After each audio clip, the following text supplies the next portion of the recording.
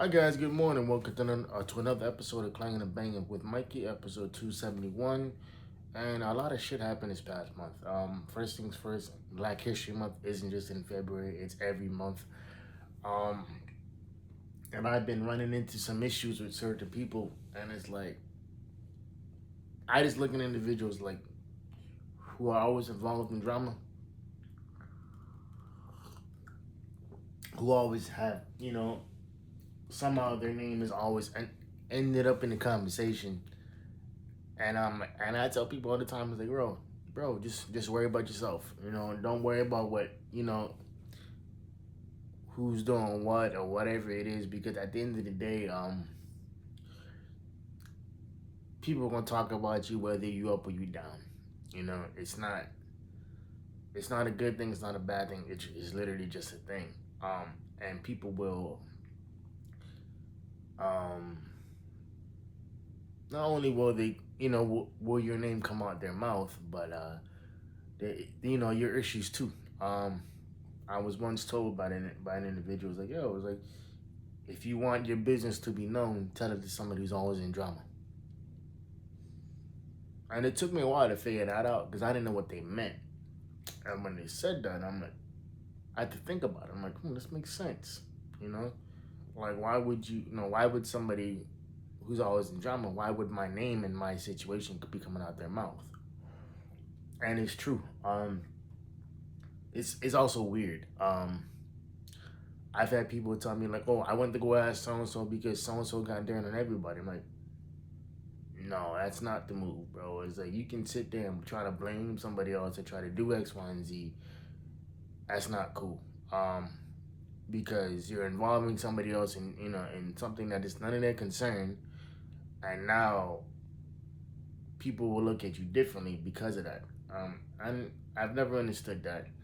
I've never understood how people can just be so comfortable with so much nonsense. And that's the one thing, like, I not that I struggle with, but I just look at that like, damn, okay. But the one thing with me, man, I gotta I gotta get out more. I have to be more social. Shit, I've been single for about 6 months or so, and I was telling myself the other night, I was like, yo, I gotta get out more. I gotta do X, Y, and Z, and I do. I can't be staying in the crib, you know, all weekend working on beats or whatever it is, or just avoiding social interactions because it's like that's not how life works. I gotta get out there and I gotta do you know I gotta do certain things. And the one thing I will do, the one thing I should be doing is getting out there being social. And there's really nothing wrong with that. There's nothing wrong with, excuse me. Oh, excuse me. You know, I was I was on Threads the other night. No, yeah, and like they was talking about like like dudes should get off dating apps. And these are women who are saying that, right? They were like, yo, like get off dating apps and go to a sports bar. You know, get off dating apps and actually go meet people. And like I said, these are women who are saying that. They're like, yo, because like we're out there. Like you're not gonna find us on an app. You're not gonna find us doing X, Y, and Z. And and it's true. Um, yeah, I think that's extremely important to understand that. Yeah, like while your situation is what it is, it doesn't mean that this is all that it is.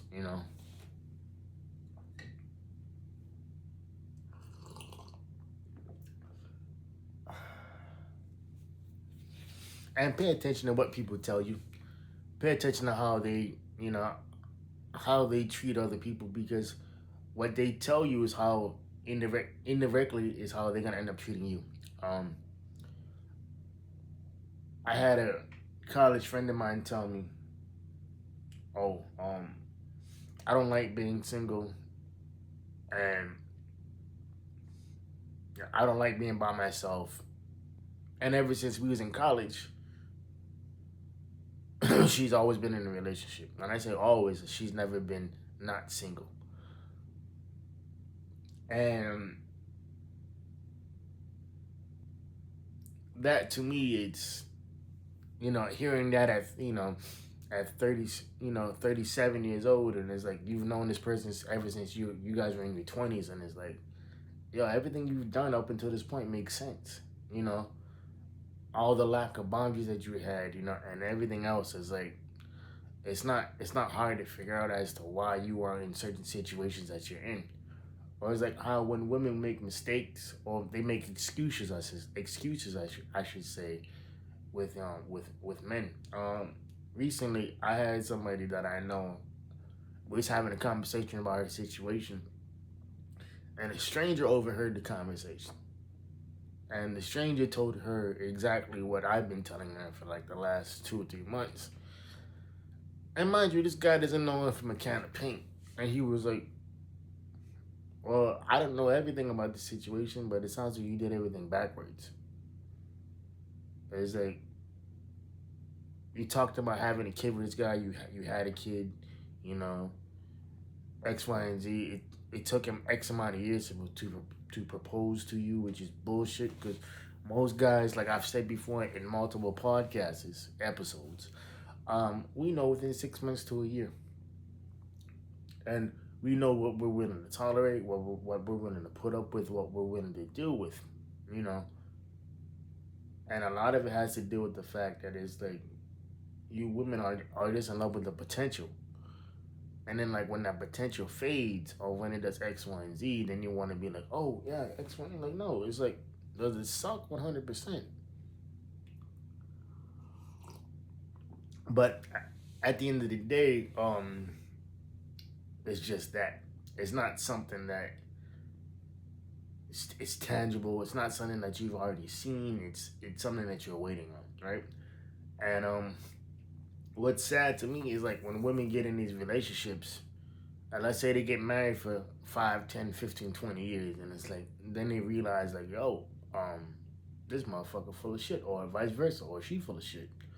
Um, and it's difficult to sit there and have a conversation with somebody about their lack of action, you know. And I've known people to go to counseling multiple times, and like their significant other, their spouse doesn't get it. You know, whether it's the husband or the wife. I'm like, how many times can you go through so many different counseling sessions? You know, and it's not like it's a 1 or 2 sessions. It's multiple. You know, it's several. You know, after a while, you're like, okay, I'm just wasting my time with this individual because they don't get it. They don't want to get it, and it's like you can sit there and say all this shit, but in reality, it doesn't matter.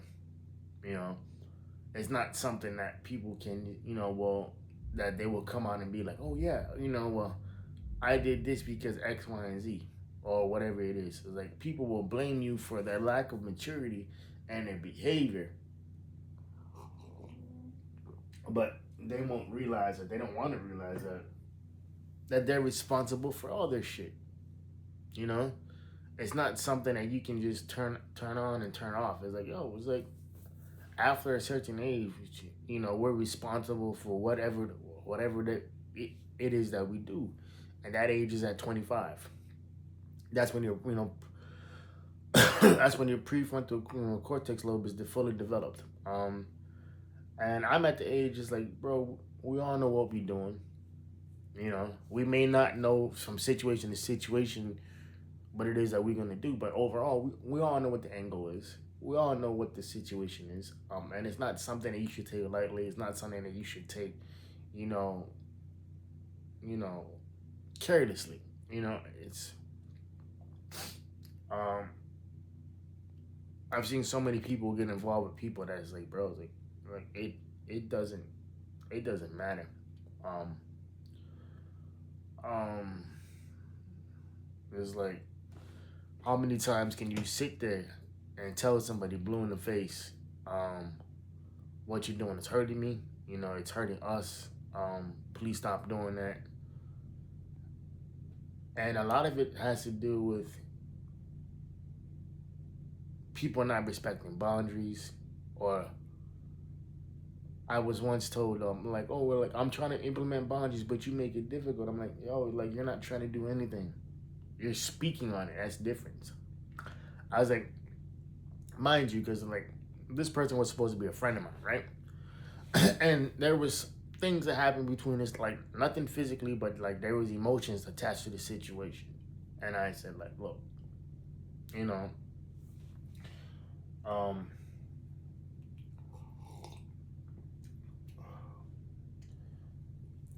and and thankfully she said, like, oh, before anything happened, like, we didn't have sex or anything, but like she said, like, I look at you as a friend. I'm like, okay, cool, thinking nothing of it, and then she's like, well, I'm not looking for anything at the moment. I'm like, and back then I was too naive to think like, oh damn, like what she meant was that she's not looking for anything with you, bro. So, but I was like, okay, cool, whatever. And because I can't get mad at something because I didn't have it, I didn't sleep with her, I didn't do X, Y, and Z. And so and so I started treating her like a friend. And mind you, when I treat women like friends, there are certain women that I have conversations with that I don't have with everybody else. So I was telling her about this girl that I was seeing and everything too, and I'm like, yeah, like, and like yada yada yada, whoop de whoop, and all this shit was popping off. And mind you, the same girl was following me on social media. I was posting all these sexual, innuendos and everything like that too, and it's like all this shit, and like she was like, yo, like, what's going on, you know? So I'm telling her the situation and all that stuff, and like she didn't she didn't understand how I could just flip a switch like that. I'm like, yo, it was like, this is what I'm dealing with, you know? And it is what it is, bro. It's like, I, for one, and 100% of the population can agree with me on this. I love sex, you know? But I'm not just driven by that. Like, I love everything that comes with sex. I like, like the relationship, the conversations, the intimacy, all that stuff, right? That's what I love. Um, I'm not purely driven just off sex, Like, I don't have to go to the strip club or go to a hooker every fucking weekend or whatever it is, and it's like, and get it done that way, because that's never been my goal, I honestly, I think dudes who do that, go to the strip club every weekend, they're kind of weird. Like, they think they're ballers, but they're not. Anyway, so with all that being said, so I'm telling this individual about the situation, and I'm talking about it, and like, again, we're friends. So I'm telling her like how I'm feeling and everything too. And it got to a point where she was like, yo, I'm tired of hearing about this, yada, yada, yada, scramble the CD more or less, right? And I said, like, okay, but I'm still going through this. And like, if you're a friend, you would sit there and you would listen to this, right? Mind you, it's the same thing when she broke up with her fiance. And I never brought down the vibe, or whatever it is, but like, whenever we would go out, and this is in group settings, right? She would always bring up her ex fiance, and I told her like, look, like we ain't gotta sit here and talk about him, because mind you, there's a group of 6, 7, 8 people with us, right? And like they all looked at me, they're like, yo, thank you for saying that, cause like she would go on and on and on about it. I'm like, yo, it's like, yo, well, like we ain't gotta talk about him, because we didn't, and we don't, and it was always interesting whenever like people bring issues to her. Like, she was quick to shut that shit down after a certain period of time, but she would always bring up her shit and everything she's going through. And I'm like, yo, it's like, you realize that you're going through it because you don't have the boundaries to put in place, right? Like, it's one thing to be like, oh, like if somebody's hitting you up and like you're not responding and they kept blowing you up, you know, But I told her like, yo, I was like, the only reason your ex fiance is talking to you is because you're still talking to him. People don't hit people up every day if they're not talking to each other. If there's not an open lane of communication. Like, I don't care what you say. She was like, what? I told her, yeah. Nobody hits up somebody else every day or almost every other day if they don't have open communication. You know? And I said, like, look, like he's only doing it because he knows that he can. And it's like he knows that you lack the boundaries to to to put his ass in place. And I remember towards the end of our friendship or whatnot, um, she said something along the lines like, "Oh yeah, like I come to you for everything, this and this and that." I'm like, "Yo, I was like, I'm not the one for you because I'm not gonna be sitting there listening about your relationship of and how it's this or that when that's the motherfucker that you chose." She's like, "What?" I was like, "Yeah." It's like you chose that guy. Whatever issues you got, that's what you have to deal with. It's not something that you can just sweep under the rug or do X, Y, and Z because that's the nigga that you chose. It's like oh, it's you and your lack of boundaries. It's like like I told her like your problem is that you give people the benefit of the doubt and you get burned, and then you want to sit there and blame them and like you can't because it's you. You know, you're the one, that keeps giving individuals multiple chances to get it right. You're the one that keeps giving individuals chance after chance. And in reality, they don't deserve none of them. None of those chances that they deserve. No, they don't. And what's crazy to me is like she didn't want to see that. Fast forward to the other situation I was telling you about with that girl, the other girl, and like the other guy told her the same thing I told her. And mind you, me and this guy never had a conversation ever. He was just brand new to the situation. And he said, like, look, it doesn't take somebody that long to figure out if they want to marry you. Most guys, they would have figured out, 6 months to a year, maybe a year and a half, 2 at the most. Like, you wouldn't be sitting there 5 or 6 years later still talking about like, oh, X, Y, and Z. You would be married. You would have a bigger place. And mind you, they live in a 1-bedroom condo, and she let it slip that like he bought that place in a previous relationship as a fallback plan. And the guy was like, okay, like if that was his fallback place, then why is he still living in it?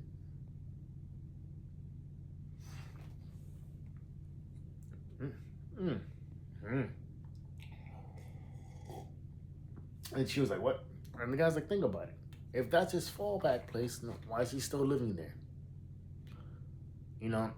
Why are you guys raising a child in a 1-bedroom condo? And the guy literally said the same thing I said. He's like, it screams bachelor pad. Because in what way, can you living with a guy who owns a 1-bedroom condo, and I was like, and he makes decent bread too, and I'm like, yo, it was like, if you've been with him for that long, he should have, because I think he makes like $100,000 a year, and I'm like, yo, you should have a minimum saved up at least, maybe 7 to 10 G's a year, depending on how you spend your money throughout the year, you should have at least that saved up, you should have a minimum saved up of $10,000 a year, 10% of your paycheck, which if you live in a condo, you got to pay your, HOA fees or whatever it is, and it's like, but you make enough money where you can do all that and still invest and save and all that stuff, right? And like, I remember I hit her up later. I was like, yo, hopefully you was paying attention to what was being told to you. And she said, well, all you guys did was try to create doubt. No, I told you, like, you wasn't listening. I was like, you need to go back and like you need to like, you know, revisit that conversation. Because I told her from a guy's point of view, I said like you had one guy that that you've been telling this information to, then you had a complete stranger tell you the same thing I've been telling you. It's like most guys you know, they know if this is the woman that they want to spend the rest of their life with, you know. And the guy hit on something that I've been trying to tell her too. He was like, yo, he's like, there's something holding him back from committing to you like that, because nobody does anything like that if they don't feel like you're the person for them. And with her, I think she was like, wait, what? I was like, yeah. And I was like, yeah, like nobody does that, you know? Nobody sits there and like, I don't want to say wasted somebody's time, you know, because I've had friends, you know, keyword had past tense, who've done that. One of my good friends growing up, uh, and I've mentioned this story several times, you know, in earlier podcast episodes, probably in the very beginning. I gotta go back and look at it, you know. Anyway, my boy who I grew up with was best friends from, you know, middle school through high school with, you know, whatever it was, and then we kind of had a falling out that we kind of just, we rekindled, you know, or reconciled, I should say, and and and I remember he was telling me about the situation with this girl that he was dating, and like they was living together, and like they was living with his, in his parents' house, and like, and it was a whole bunch of shit, and so I remember like she had went back to Texas to take care of her dad. Her dad was dying of cancer or something. I was like, okay, well that sucks. Me, like I never really liked her, you know what I mean? Because she never really liked me, you know, like no matter what I did, like she just didn't like me as a friend. I was like, okay, cool, whatever. But I did feel bad for her when I found out her dad was dying of cancer. I was like, yo, it's like I'm a lot of things, but an asshole isn't one of them, you know. And so he's telling me the story, and like we're at this sports bar in town. Great food, by the way. I mean, it sucks that they're no longer open. Great sports bar. Great sports bar. Anyway, so he's telling me the story, and so it's me and my two best friends growing up, and so he's telling us the story, and we're like, bro, you was with her for 5 or 6 years. You know, she kept bringing up marriage because she wanted to get married to you. That's how much this girl loved your ass. And then it's like, I remember when she was trying to tell him like, hey, like why don't you come out to Texas, you know? And like, cause she was talking about like like he was always saying, well, I want my own spot, this and that, yada yada yada. And she was like, yo, like, and Texas compared to white prices is always going to be cheaper no matter what. But, you know, fucking, this is like what? It's 2026, so this is probably about like 2013, 2014. So this is over a decade ago. So you imagine how cheap Texas must have been. And so he's telling us a story. And I was like, all right. But yeah, man, it's like, bro, it's not like you have a career here. It's not like you have anything built here. Like you work at a supermarket. You know, like the supermarket that you work at, you know, you've been working at that since we was in high school. You know, like our junior going into our senior year of high school, that's what he was doing. You know, like we all had those, you know, like I call them bullshit jobs, but it's like, you know, we all had those part-time jobs. You know, and it got to the point where like she would always pressure him about marriage. It's like, bro, because she wants to get married to you, bro. She loves you. That's why she's pressuring you to do this, because not because of what she wants, but she wants to spend her rest of her life with you. But on the flip side, it's like, you know, she wanted him to join them, you know, the Air Force, X, Y, and Z, all that stuff. And I was like, because her father was in the Air Force. And I was like, okay, like, I can understand the marriage part, but what I don't understand, what I don't agree with is the wanting you to join the military. If she's so set on that, then why don't she just go find somebody who's already in the military? You know?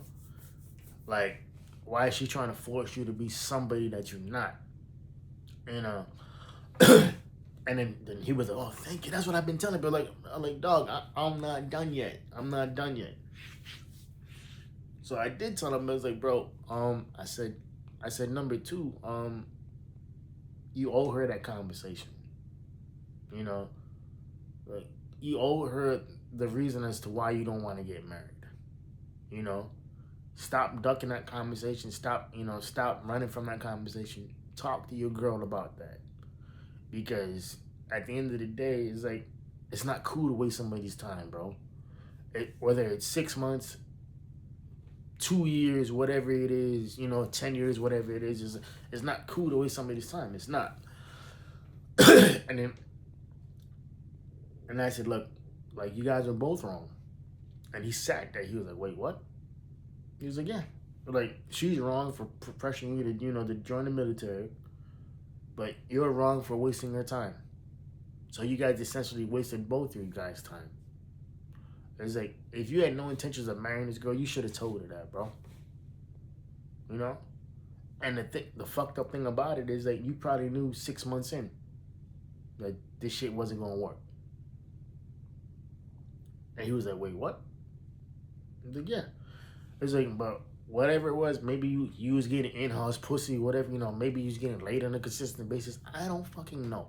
And I don't really care. All I know is that she deserved better than what she got, bro. I may not have liked this girl for whatever reason. She didn't like me because I was black. True story. And she was Mexican too. Light-skinned at that, which is crazy. Because she got played by a black guy. Basically, the guy, he dicked and dashed her. And so she viewed all black guys the same. I was like, I ain't got shit to do with me, mom, but whatever, go off.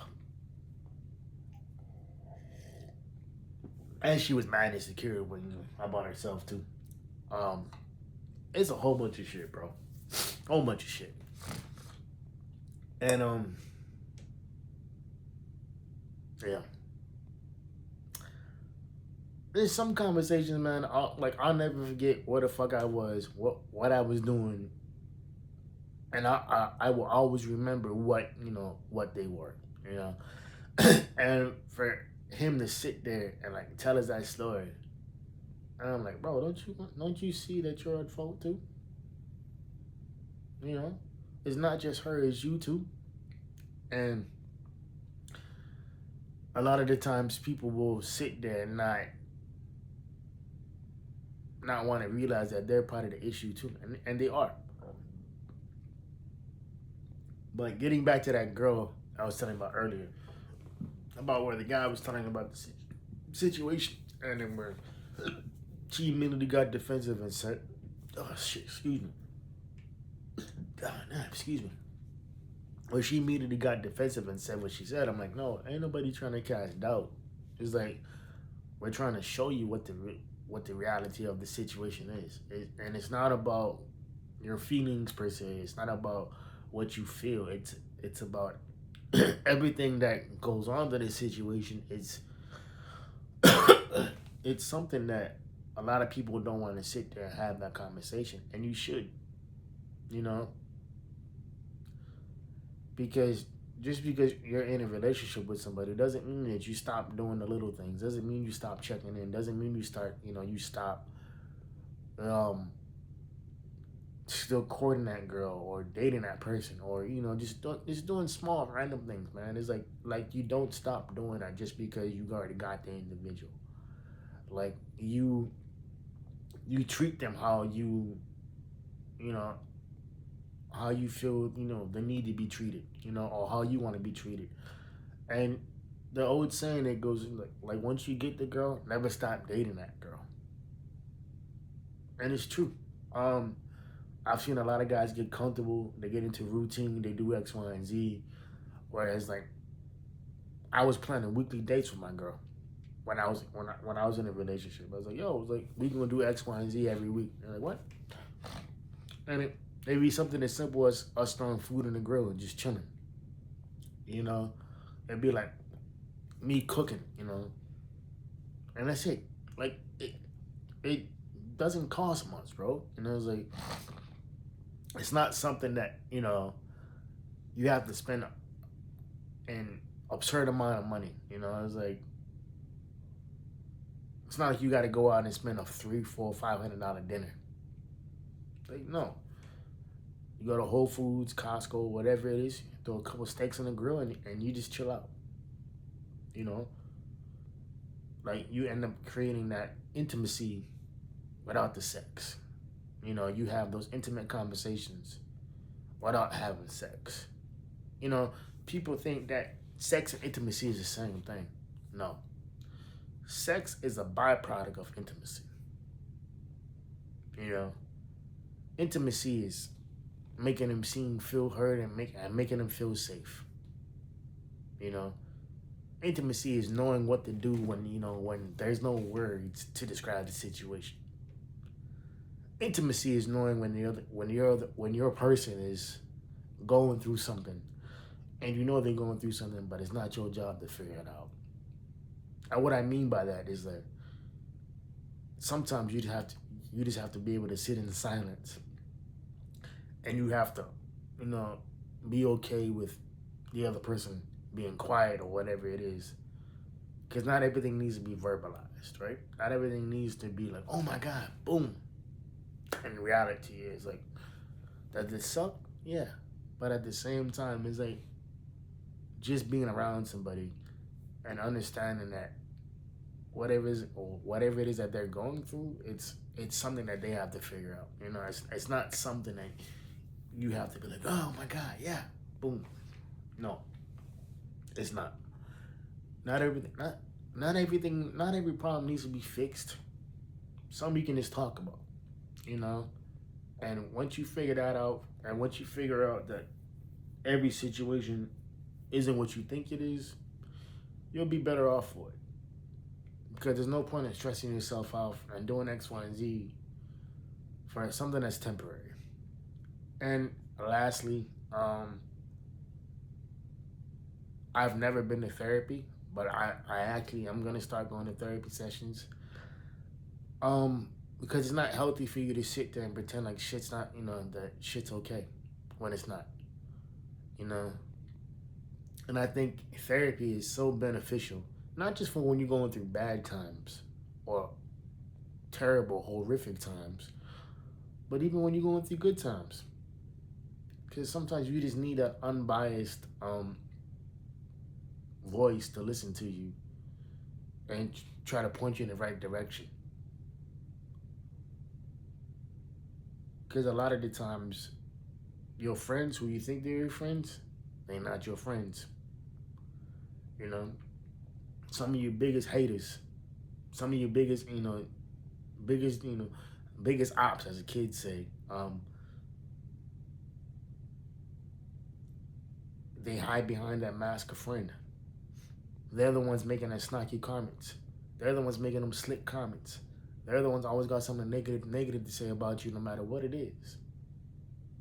So it's never ever about the individual themselves. It's about who you got around you that can influence everything else that you do. All right, y'all. This is about 34 minutes of your life that y'all won't get back. Hope y'all keeping the 4 P's. Private play, positive pushing. I'll see y'all next week. I love y'all. And like I always say, know your worth because you're better than what you are. All right, y'all. Peace. Have a great Sunday. Later.